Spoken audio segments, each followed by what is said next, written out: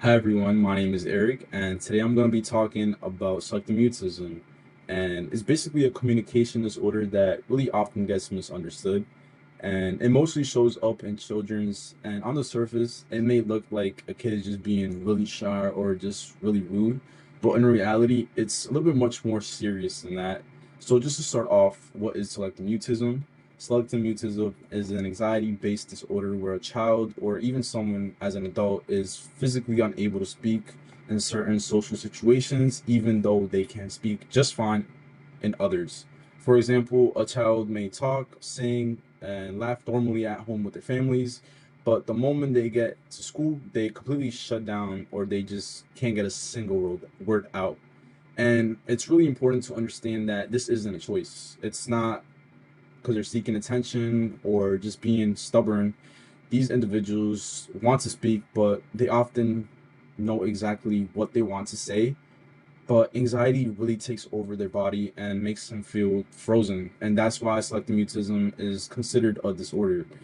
And it lasts for more than a month. And it seriously affects their ability to function socially, academically, and it's not explained by any other speech language disorder or by autism. So for this presentation, I reviewed a journal article called Selective Mutism, a review of etiology, comorbidities, and treatment written by Dr. Yisha and Dr. Irma. I believe I'm saying that right. But in the article, it just really helped me understand where this disorder comes from and what it's connected to and how professionals usually treat it. So the article that I read, it explains that the cause of selective mutism isn't just one thing, it's a lot. So for a lot of kids who develop it, they already are just very shy or socially anxious personalities. Then when they're placed in a high pressure or unfamiliar environment, like starting school or having to speak in front of a group, their anxiety becomes very overwhelming and they shut down, like I mentioned before. The author also mentions how a child's home environment really might influence the disorder. So, for example, if a child grows up in a home where there's a lot of pressure to behave a certain way, or if there's a parent who is very overly protective and they might not just develop the confidence to express themselves to unfamiliar settings. And no, that doesn't mean the parents are doing anything wrong. It just means that it shows that emotional safety and positive reinforcements are really important when raising a child who's naturally more sensitive and anxious, um, unlike others. And one thing I found especially interesting in the article is how often selective mutism shows up in other conditions. So, for example, the author talks about how this disorder is often linked to social anxiety disorder, but can also occur alongside different things like obsessive compulsive disorder, speech and language delays, or even sensory processing issues.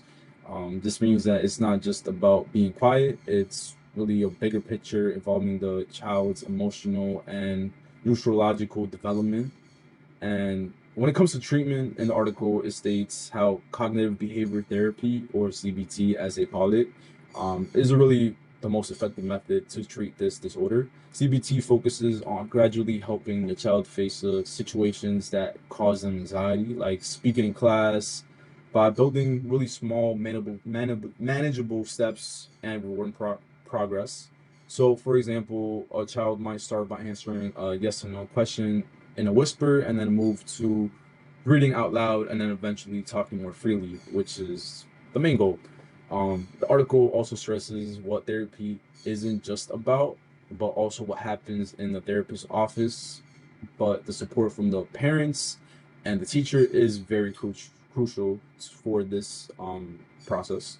If everyone around the children, around the child is reinforcing progress, celebrating the very small wins, and removing the pressure to just say, speak, come on now, the child is most likely to improve. And in some more severe cases, the article says that medication like anti-anxiety meds like SSRIs can be helpful to reduce the symptoms and make therapy a little bit more effective. Something that just really stuck out to me while reading this is how easy it is to misinterpret what's going on with children sometimes. A teacher might think that a student is ignoring them or just refusing to participate, or other kids in the classroom might think that a child is just antisocial or just doesn't want to talk. But in reality, it just shows that the child is probably battling anxiety so strong and is just making even simple things as saying here for attendance feel impossible.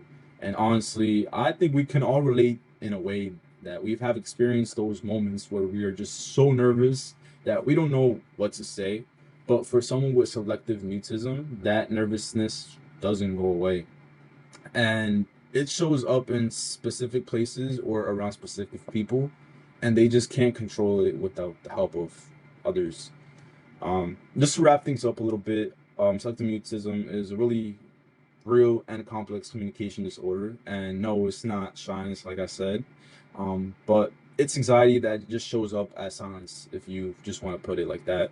And it deserves to be treated with empathy, patience, and professional support. The good news is that the right help, many children with this disorder really gain back that confidence and learn how to speak freely in areas of their lives, which is the most important goal. But I just want to thank you so much for watching, and I really hope you understand a little bit more on what selective mutism is and why supporting children with this condition matters so much. Thank you so much for watching. Yeah.